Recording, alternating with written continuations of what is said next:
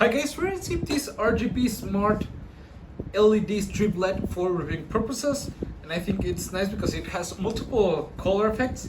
It has music rhythm synchronization and 16 million colors, and it is dimmable, which I think it's some really nice functions. We have here the instruction manual on how to place them and use the controller, which I think it's nice.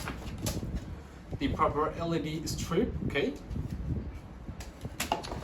This part we have the power adapter, and in this little box we have the controller instructions, the receiver for the controller, which you can use as a regular controller with limited keys, and we have the proper controller in here, which I think it's really nice.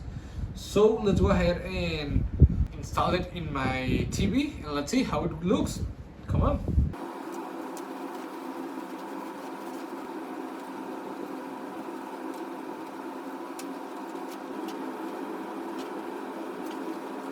Okay guys, as you can see, it's already installed. We have different modes which you can select these cross buttons and also speed as it goes, or lower it